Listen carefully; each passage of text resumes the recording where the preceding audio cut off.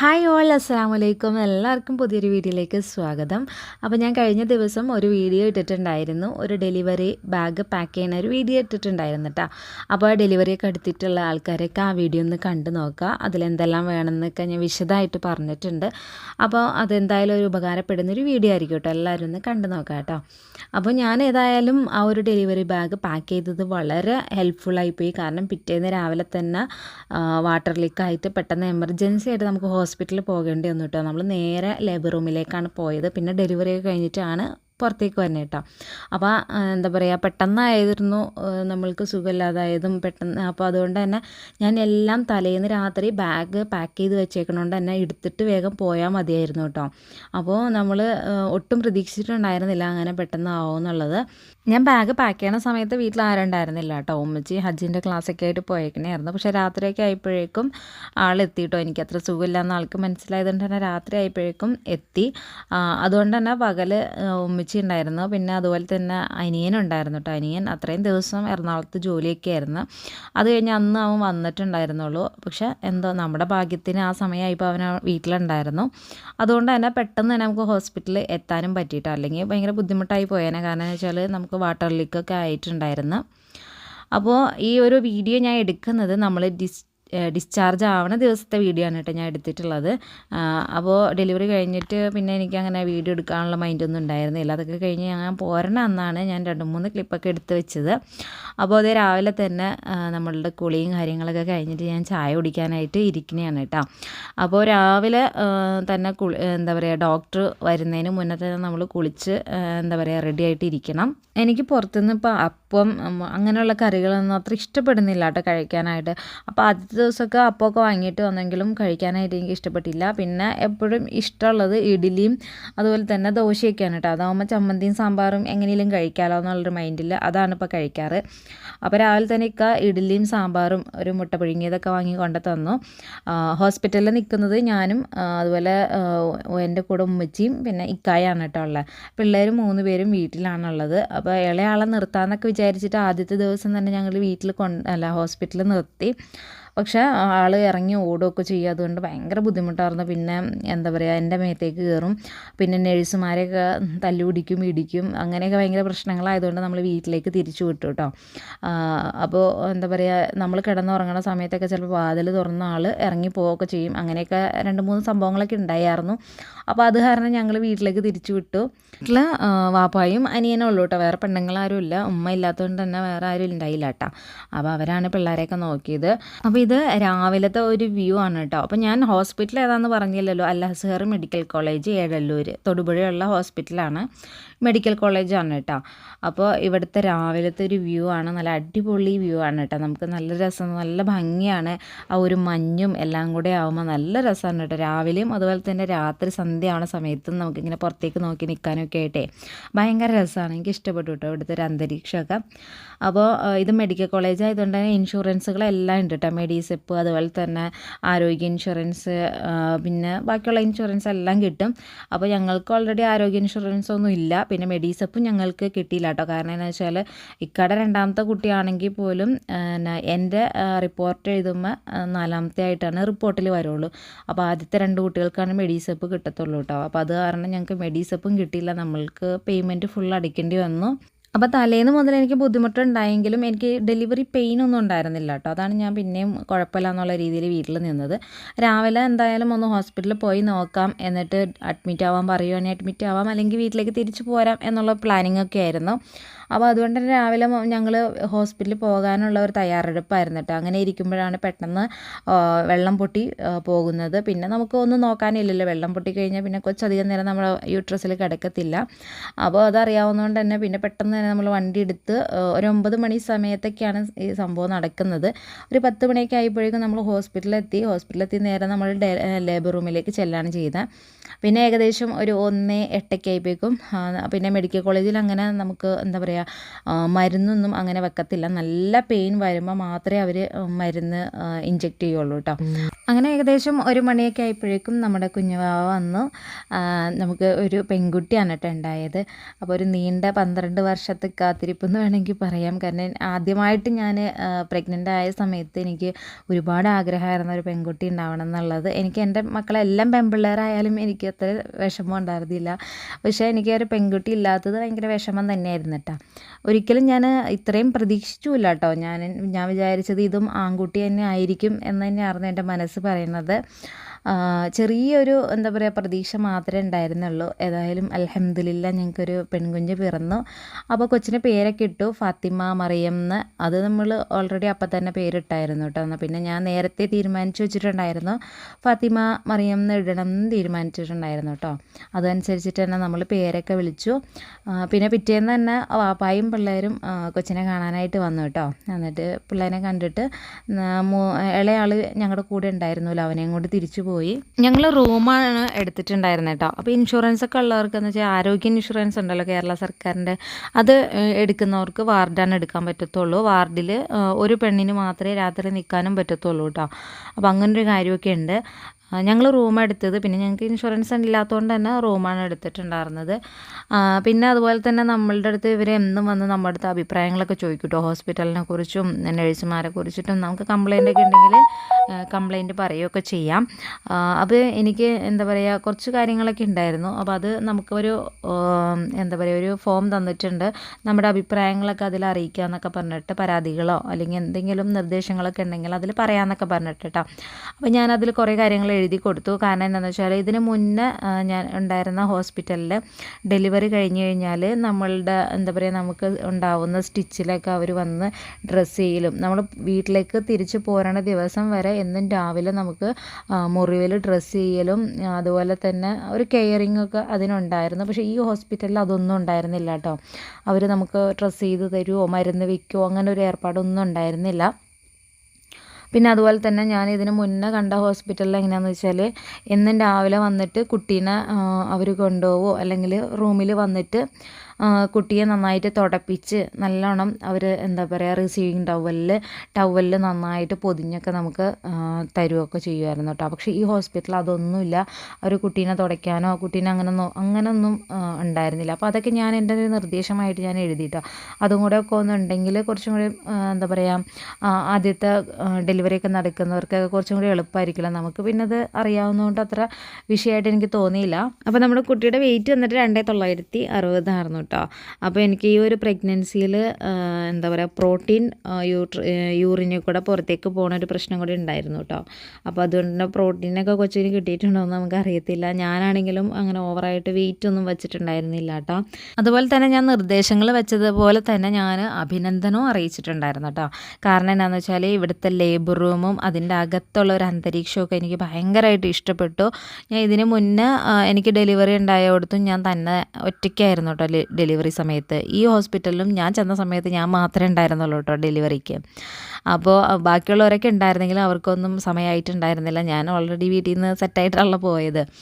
അപ്പോൾ എന്താ പറയുക അതിൻ്റെ അകത്താണെങ്കിലും കൂടുതലും ഡോക്ടേഴ്സായിരുന്നു, ഒരാളല്ല കേട്ടോ. നമുക്ക് എന്താ പറയുക എമർജൻസി ആയിട്ട് എപ്പോൾ ചെന്നാലും അവിടെ ഡോക്ടർ ഉണ്ടാവും കേട്ടോ. അത് തന്നെ വലിയൊരു കാര്യമായിരുന്നു.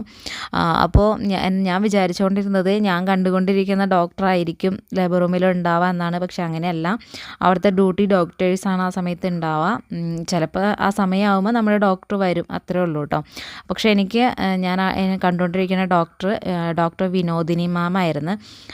അപ്പോൾ ആ ഡോക്ടറെ കാണാഞ്ഞിട്ട് എനിക്ക് ഭയങ്കര സങ്കടമായിരുന്നു കേട്ടോ. കാരണം ആ ഡോക്ടറോടുള്ള ഇഷ്ടം കൊണ്ടാണ് ഞാൻ ശരിക്കും പറഞ്ഞാൽ അലസേറിൽ കണ്ടുകൊണ്ടിരുന്നത് കേട്ടോ. ഞാൻ ഭയങ്കര ടെൻഷനിലാണ് കേട്ടോ ചെന്നപ്പോൾ തന്നെ അവിടുത്തെ ഡോക്ടറിനെ മനസ്സിലായി ഞാൻ ഭയങ്കര ടെൻഷനാണ്. എന്നോട് പറഞ്ഞു ഇയാൾ പേടിക്കേണ്ട, ഹോസ്പിറ്റലിൽ എത്തിയിട്ടുണ്ട്, ഇനി ഒന്നും പേടിക്കേണ്ട കാര്യമില്ല എന്നൊക്കെ പറഞ്ഞു. പിന്നെ സമയമായി കഴിഞ്ഞപ്പോഴേക്കും ഏകദേശം എൻ്റെ ഡെലിവറി അടക്കണതിന് തൊട്ട് മുന്നായിട്ട് നമ്മുടെ വിനോദിനി മാം എന്താ പറയുക ലേബർ റൂമിലേക്ക് വന്നു കേട്ടോ.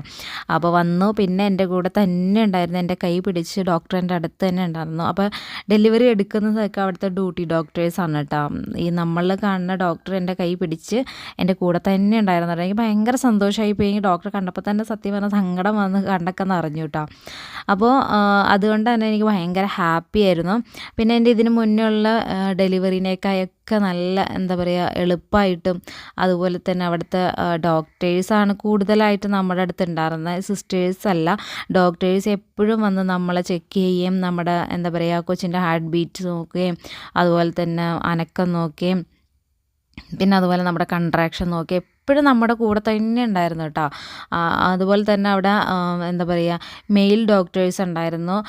അവരാണെങ്കിലും ഭയങ്കര സ്നേഹമായിരുന്നു കേട്ടോ നമ്മളോടൊക്കെ. നമ്മളെ ഒന്ന് എണീപ്പിച്ചിരുത്താനും ഒക്കെ എന്താ പറയുക ഒരു ആണാണല്ലോ എന്നുള്ളൊരു തോന്നൽ പോലും എനിക്കുണ്ടായിരുന്നില്ല. അതുപോലെ നമ്മളോട് ഭയങ്കര സ്നേഹമായിരുന്നു കേട്ടോ. അപ്പോൾ കുട്ടി പെൺകുട്ടി ആണെന്ന് അറിഞ്ഞു കഴിഞ്ഞപ്പോൾ എന്നേക്കാൾ കൂടുതൽ ഹാപ്പിനെസ് അവിടുത്തെ ആ ഡോക്ടേഴ്സിനും സിസ്റ്റേഴ്സിനും ഒക്കെ ആയിരുന്നു കേട്ടോ. കാരണം എനിക്ക് ഓൾറെഡി 3 ആൺകുട്ടികളാണെന്ന് അവർക്ക് മനസ്സിലായി. അപ്പോൾ ഇതൊരു പെൺകുട്ടി ആവണമെന്ന് തന്നെ ആയിരുന്നു അവരുടെ ആഗ്രഹം. ശരിക്കും പെൺകുട്ടി ആണെന്ന് അറിഞ്ഞു കഴിഞ്ഞപ്പോൾ പുറത്ത് വന്ന് പറയണമല്ലോ, നമ്മുടെ ഹസ്ബൻഡിനോടൊക്കെ വന്ന് പറയണമല്ലോ. അപ്പോൾ അന്നേരം അവിടെ ശരിക്കും പറഞ്ഞാൽ അതിന് മത്സരമായിരുന്നു. അവിടെ സിസ്റ്റേഴ്സൊക്കെ ഞാൻ ചെന്ന് പറയാം എന്നൊക്കെ പറഞ്ഞിട്ട്. കാരണം നല്ല ഹാപ്പി ന്യൂസ് ആയതുകൊണ്ട് അവർക്കും ഭയങ്കര സന്തോഷമായിരുന്നു കേട്ടോ പറയാനൊക്കെ ആയിട്ട്. നോർമൽ ഡെലിവറി ആയതുകൊണ്ട് തന്നെ നമുക്ക് അധികം ദിവസം കിടക്കേണ്ടിയൊന്നും വന്നില്ല കേട്ടോ. പിന്നെ നമ്മൾ റൂം എടുത്തിട്ടുണ്ടായിരുന്നത് ഡബിൾ റൂമാണ്. പിന്നെ ഡബിൾ റൂം AC റൂമാണ് കേട്ടോ. ഞങ്ങൾ എടുത്തതല്ല, കാരണം വേറെ റൂം ഇല്ലാത്തതുകൊണ്ട് ഞങ്ങൾക്ക് AC റൂമാണ് തന്നത്. പക്ഷേ ഞങ്ങൾ AC യൂസ് ചെയ്തില്ല കേട്ടോ. ഇനി അതിനും കൂടെയും പൈസ കെട്ടേണ്ടി വന്നാലോ എന്ന് വിചാരിച്ചിട്ട് ഞങ്ങൾ AC യൂസ് ചെയ്തില്ല. പിന്നെ നല്ല ചൂടുള്ള ടൈമായിരുന്നു കേട്ടോ ഡെലിവറി നടന്നിട്ടുണ്ടായിരുന്നു. അതുകൊണ്ട് തന്നെ ഈ ടവലിലൊന്നും പൊതിയാൻ അവിടുത്തെ സിസ്റ്റേഴ്സ് സമ്മതിക്കണേ ഉണ്ടായിരുന്നില്ല കേട്ടോ. കാരണം കൊച്ചിന് ഭയങ്കര ചൂടായിട്ട് നിങ്ങൾ എന്താ പറയുക സാധാ വെള്ള തുണിയിൽ പൊതിഞ്ഞാൽ മതി, ടർക്കിയിലൊന്നും കൊച്ചിനെ പൊതിയണ്ടെന്ന് പറഞ്ഞു. പിന്നെ അതുപോലെ തന്നെ എല്ലാം അലർജി ആയിരിക്കുമല്ലോ, കൊച്ചുണ്ടാവണ സമയത്ത് കുറേ നാളത്തേക്ക് എല്ലാത്തിനും അലർജി ആയിരിക്കും, ടവലിനും ടർക്കിക്കും അതുപോലെ തന്നെ എന്താ പറയുക ഈ ഡ്രൈ ഷീറ്റിനും എല്ലാത്തിനും ഡ്രസ്സിനും ഒക്കെ അലർജി തന്നെ ആയിരിക്കും. അപ്പോൾ അത് കുറച്ച് നാളത്തേക്ക് അങ്ങനെയൊക്കെ ഉണ്ടാവും. അപ്പോൾ കൂടുതലായിട്ട് ഇതൊന്നും യൂസ് ചെയ്യാതിരുന്നാൽ മതി. നല്ല സൗകര്യമുള്ള റൂം തന്നെയായിരുന്നു കേട്ടോ.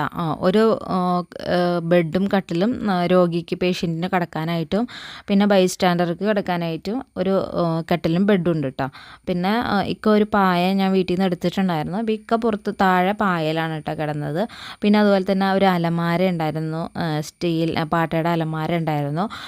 അതുപോലെ ഒരു ടേബിള്, പിന്നെ മരുന്നൊക്കെ വെക്കാനായിട്ട് ഒരു ടേബിള്, അങ്ങനെ നല്ല സൗകര്യമുള്ളൊരു റൂമായിരുന്നു കേട്ടോ നമുക്ക് കിട്ടിയിട്ടുണ്ടായിരുന്നത്. അപ്പം ഞാൻ ഇതിൻ്റെ ഇടയ്ക്ക് എന്നെ മിൽക്ക് പമ്പ് ചെയ്തിട്ട് കൊച്ചിന് കൊടുക്കുന്നുണ്ട് കേട്ടോ. അപ്പോൾ ആ ഒരു നമ്മൾ പാല് കൊടുക്കുന്ന ഒരു പാത്രം ഉണ്ടല്ലോ, എനിക്ക് അതിൻ്റെ പേരറിയത്തില്ല കേട്ടോ, പേരറിയായിരുന്നു മറന്നുപോയി. അപ്പോൾ ആ പാത്രത്തിൽ ഞാൻ ഒഴിച്ച് കൊടുക്കുന്നുണ്ട്. എന്നാന്ന് വെച്ചാൽ കൊച്ച് നല്ല ഉറക്കമാണ്, എണീക്കണേ ഇല്ല.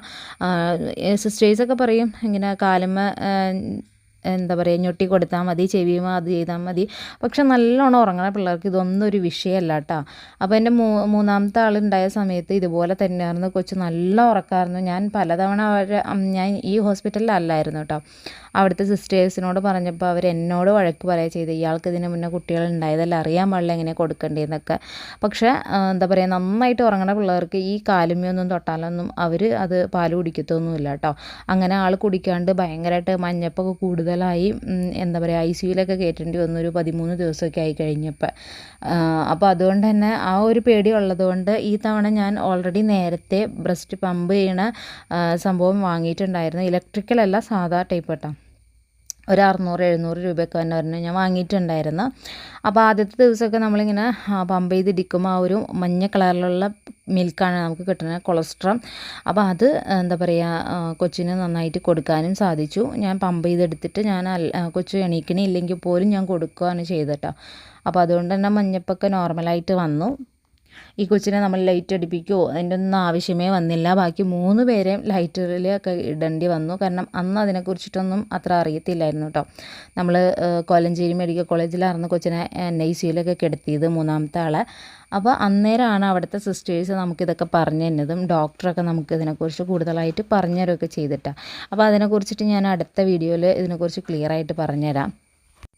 അപ്പോൾ കൊച്ചിൻ്റെ മഞ്ഞപ്പും അതുപോലെ തന്നെ തൈറോയിഡും ഒക്കെ ടെസ്റ്റ് ചെയ്യണം, അതൊക്കെ അറിഞ്ഞിട്ടാണ് വിടാൻ പറ്റത്തുള്ളൂ എന്ന് പറഞ്ഞു. അപ്പോൾ അതിന് വേണ്ടിയിട്ട് സിസ്റ്റർ വന്നു, ബ്ലഡ് എടുത്തിട്ട് പോയിട്ടുണ്ട്. അപ്പോൾ അതിൻ്റെ റിസൾട്ട് വന്നിട്ട് വേണം ഞങ്ങൾ ഡിസ്ചാർജ് ആക്കാനായിട്ട്. അപ്പോൾ ഞങ്ങളിങ്ങനെ വെയിറ്റ് ചെയ്തിരിക്കുകയാണ് ഇന്ന് വിടുമോ ഇല്ലയോ എന്നറിയാനൊക്കെ ആയിട്ട്. പിന്നെ ഇതിൻ്റെ ഇടയ്ക്ക് ഞങ്ങൾ ബാഗ് പാക്കിംഗ് ഒക്കെ ചെയ്യുന്നുണ്ട് കേട്ടോ, ഞങ്ങൾ സാധനങ്ങളൊക്കെ പാക്ക് ചെയ്യുന്നുണ്ട്. അപ്പോൾ ഇക്ക വീട്ടിലുണ്ടായിരുന്നില്ലല്ലോ, ഇക്ക ഓഫീസിലായിരുന്നു. അപ്പോൾ ഞാൻ വാട്ടർ ലീക്ക് ആയപ്പോൾ തന്നെ ഞാൻ ഇക്കാനെ വിളിച്ചിട്ട് പറഞ്ഞു ഹോസ്പിറ്റലിലോട്ട് പോരേട്ടോ, ഇനിയിപ്പോൾ ഇന്ന് എന്തായാലും ഡെലിവറി ഉണ്ടാവും എന്ന് പറഞ്ഞിട്ടാണ് ഞാൻ പോയത്. ഞാൻ ലേബർ റൂമിലായിരുന്നു, ഇക്ക അപ്പോഴേക്കും എത്തി.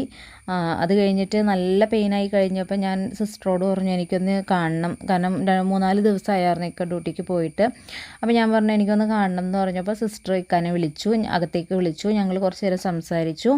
അപ്പോൾ സിസ്റ്റർ അധികം നേരം സംസാരിക്കാൻ സമ്മതിച്ചില്ല, കാരണം ഓൾറെഡി നല്ല പെയിനൊക്കെ ആയിട്ട് വരുന്നുണ്ടായിരുന്നു. അപ്പോൾ സിസ്റ്റർ പറഞ്ഞു ചിലപ്പോൾ പെട്ടെന്ന് തന്നെ ഡെലിവറി നടക്കും, അതുകൊണ്ട് അധികം സംസാരിച്ച് നിൽക്കണ്ട, വേഗം വരാൻ പറഞ്ഞു. അങ്ങനെ പിന്നെ കുറച്ച് നേരം സംസാരിച്ചിട്ട് ഞാൻ വേഗം പോയിട്ടോ. അങ്ങനെ അവസാനം ഉച്ചയൊക്കെ കഴിഞ്ഞു. ഇപ്പോൾ നമ്മുടെ റിസൾട്ടൊക്കെ വന്നു, കുഴപ്പമില്ല എന്ന് പറഞ്ഞു. മഞ്ഞപ്പും കുഴപ്പമില്ല, അതുപോലെ തന്നെ തൈറോയിഡൊക്കെ നോർമലാന്ന് പറഞ്ഞു കേട്ടോ. എന്നിട്ട് പിന്നെ കയ്യുമ്മ ഉണ്ടായിരുന്ന ബാൻഡും അതുപോലെ അതൊക്കെ കട്ട് ചെയ്യാനൊക്കെ ആയിട്ട് വന്നതാണ് കേട്ടോ സിസ്റ്റർ. അതുപോലെ തന്നെ ചെവിയുടെ കേൾവി ശക്തിയുടെ ടെസ്റ്റും ചെയ്തിട്ടില്ല കേട്ടോ. അവിടെ ഹോസ്പിറ്റലിൽ ഡോക്ടർ ഉണ്ടായിരുന്നു എന്നാണ് പറഞ്ഞത്, ഇപ്പം ഇല്ല. അപ്പോൾ അതുകൊണ്ട് നമ്മളത് പുറത്ത് ടെസ്റ്റ് ചെയ്തിട്ട് അടുത്ത പ്രാവശ്യം വരുമ്പോൾ കൊണ്ടുവരാൻ പറഞ്ഞിട്ടുണ്ട്. അത് ഞാൻ എന്നിട്ട് ഗവൺമെൻറ് ഹോസ്പിറ്റലിൽ പോയിട്ടാണ് കേട്ടോ ചെയ്തത്. നമുക്ക് ഗവൺമെൻറ് ഹോസ്പിറ്റലിൽ പോയി OP ചീട്ട് എടുത്തിട്ട് അവിടെ ടെസ്റ്റ് ചെയ്യണ സംവിധാനങ്ങളൊക്കെ ഉണ്ട്, അപ്പോൾ അവിടെ ചെയ്യാവുന്നതാണ് കേട്ടോ. അങ്ങനെ അവസാനം നമ്മൾ ചട്ടിയും കലവും പാത്രമൊക്കെ എടുത്തിട്ട് അവിടെ നിന്ന് ഇറങ്ങാണ്. അപ്പോൾ ഇതിൻ്റെ ഇടയ്ക്ക് പോയി ബില്ലെല്ലാം സെറ്റിൽ ചെയ്തിട്ടോ, കൊച്ചിൻ്റെയും എൻ്റെയും ഒക്കെ സെറ്റിൽ ചെയ്തു. അതിനുശേഷം ഏകദേശം സന്ധ്യ ആവാറായിട്ടോ നമ്മളിതെല്ലാം കഴിഞ്ഞ് ഇറങ്ങിയപ്പോൾ. നല്ല അത്യാവശ്യം വലിയ ഹോസ്പിറ്റൽ തന്നെയാണ്, നല്ല സൗകര്യമൊക്കെ ഉണ്ട്. പക്ഷേ എൻ്റെ പ്രശ്നം എന്ന് വെച്ചാൽ കുറച്ച് ഉള്ളിലേക്കായിട്ടാണ് ഈ ഒരു ഹോസ്പിറ്റലുള്ളത്. അപ്പോൾ ബസ്സാണെങ്കിലും എല്ലാ സമയത്തൊന്നും ഇല്ലയെന്ന് എനിക്ക് തോന്നണം കേട്ടോ. വണ്ടിയൊക്കെ ഉള്ള കാർ അല്ലെങ്കിൽ ബൈക്കൊക്കെ ഉള്ളവർക്കാണ് കൂടുതലും ഇവിടെ എത്തിപ്പെടാനൊക്കെ എളുപ്പം. തൊടുപുഴ ടൗണിൽ നിന്നാണെങ്കിലും ഉള്ളിലേക്ക് കയറി വരണം കേട്ടോ. തൊടുപുഴക്കാർക്കൊക്കെ എളുപ്പമായിരിക്കും, ഞങ്ങളെ സംബന്ധിച്ച് കുറച്ചുകൂടി ദൂരമുണ്ട്. അപ്പോൾ എന്താ പറയുക, അത്ര തിരക്ക് മറ്റുള്ള മെഡിക്കൽ കോളേജിലൊക്കെ കാണുന്ന പോലെ അത്ര തിരക്ക് നമുക്കിവിടെ കാണാൻ പറ്റുന്നില്ല. ഒരുപക്ഷെ വരാനുള്ള ബുദ്ധിമുട്ടുകൊണ്ടായിരിക്കാം. പക്ഷേ ഏതായാലും എനിക്ക് നല്ല അനുഭവം തന്നെയായിരുന്നു, എനിക്കിഷ്ടപ്പെട്ടു. അപ്പോൾ നമ്മൾ അല്ല സാറിനോട് ടാറ്റ ബൈ പറഞ്ഞ് പോവാണ്. അപ്പോൾ ഇനിയിപ്പോൾ 2 ആഴ്ച കഴിയുമ്പോൾ കൊച്ചിനെ കൊണ്ടുവന്ന് കാണിക്കാൻ പറഞ്ഞിട്ടുണ്ട്, അതുപോലെ എന്നോടും ഒന്ന് കാണാൻ പറഞ്ഞിട്ടുണ്ട് കേട്ടോ. അപ്പോൾ ഏതായാലും കൊച്ചിനെ കൊണ്ടുവന്ന് കാണിക്കണം, ചെവിയുടെ ടെസ്റ്റ് ചെയ്തിട്ടില്ല, അതൊന്ന് ചെയ്യണം. പിന്നെ അതുപോലെ തന്നെ മഞ്ഞപ്പൊന്നും കൂടെയൊക്കെ ഒന്ന് നോക്കണം എന്നൊക്കെ വിചാരിച്ചിട്ടുണ്ട്. അപ്പോൾ ഏതായാലും നമ്മൾ വീട്ടിലേക്ക് പോവാണ്, സന്ധ്യ ആയിട്ടുണ്ട്. ഇനി വീട്ടിലെത്തുമ്പോഴേക്കും എന്തായാലും രാത്രിയാവും. അങ്ങനെ ഒരു 7-7:30 മണിയൊക്കെ കഴിഞ്ഞോട്ട് നമ്മൾ വീട്ടിലെത്തിയപ്പോൾ നമ്മൾ പോണ വഴിക്ക് ഒരു കേക്കൊക്കെ വാങ്ങിയിട്ടാണ് പോയത്. അപ്പോൾ വീട്ടിലെ പിള്ളേർക്കൊക്കെ എന്താ പറയുക ഒരു മധുരം കൊടുക്കാമെന്നൊക്കെ വിചാരിച്ച്. പിള്ളേരൊക്കെ കാണാൻ കൊതിയാവുമായിരുന്നു കേട്ടോ, കുറേ ദിവസമായില്ലേ പിള്ളേരെയൊക്കെ കണ്ടിട്ട്. നമ്മുടെ മുഹമ്മദ് എന്നെ കെട്ടിപ്പിടിച്ചിട്ട് അല്ലാണ്ട് ഇതുവരെ കിടന്നുറങ്ങിയിട്ടുണ്ടായിരുന്നില്ല. അപ്പോൾ എനിക്ക് ആളെ കാണാനൊക്കെ ആയിട്ട് ഭയങ്കര എന്താ പറയുക ധൃതിയായിരുന്നു. അങ്ങനെ വീട്ടിൽ ചെന്ന സമയത്ത് ആളുണ്ടായിരുന്നില്ല, ആളും വാപ്പായും കൂടി അങ്ങോട്ട് പുറത്തേക്കൊക്കെ പോയേക്കണേയായിരുന്നു കേട്ടോ. പിന്നെ നമ്മൾ കേക്ക് മുറിച്ചു, കട്ട് ചെയ്തു, പിള്ളേർക്കൊക്കെ കൊടുത്തു, ഇക്കും കൊടുത്തു. അപ്പോൾ ചെന്ന സമയത്ത് തന്നെ നമുക്ക് റൂമൊന്ന് ഷിഫ്റ്റ് ചെയ്യാനുണ്ടായിരുന്നു കേട്ടോ. അപ്പോൾ ഞങ്ങൾ ആദ്യം കിടന്നുകൊണ്ടിരുന്ന റൂമിൽ നിന്ന് വേറെ റൂമിലേക്ക് മാറണമായിരുന്നു. അപ്പോൾ അവിടുത്തെ സാധനങ്ങളൊക്കെ അവിടെ നിന്ന് മാറ്റണം, അങ്ങനെ കുറച്ച് പണികളൊക്കെ ഉണ്ടായിരുന്നു. അപ്പോൾ അതാണ് ആ ഹാളിൽ മറ്റേ സ്റ്റഡി ടേബിളൊക്കെ കിടക്കണം, അതുകൊണ്ടാണ് കേട്ടോ. അങ്ങോട്ടും ഇങ്ങോട്ടൊക്കെ ചേഞ്ച് ചെയ്യുകയാണ്. അപ്പോൾ ഒന്ന് അടിച്ചു വാരി നന്നായിട്ട് വൃത്തിയാക്കാനൊക്കെ ഉണ്ട്. അപ്പോൾ ഉമ്മച്ചി അതിൻ്റെ പരിപാടിയിലൊക്കെയാണ് കേട്ടോ. അങ്ങനെ ഞങ്ങൾ കേക്ക് കട്ട് ചെയ്തു, ഞങ്ങൾ കഴിച്ചു. വേറെ ആരും ഇല്ല കേട്ടോ നമുക്ക്. പിന്നെ നമ്മുടെ നെയ്ബർ രാധചേച്ചിയും പിള്ളേരും എന്തായാലും ഉണ്ടാവും കേട്ടോ, ഞങ്ങളുടെ എല്ലാ സന്തോഷങ്ങളിലും അവരുണ്ടാവും.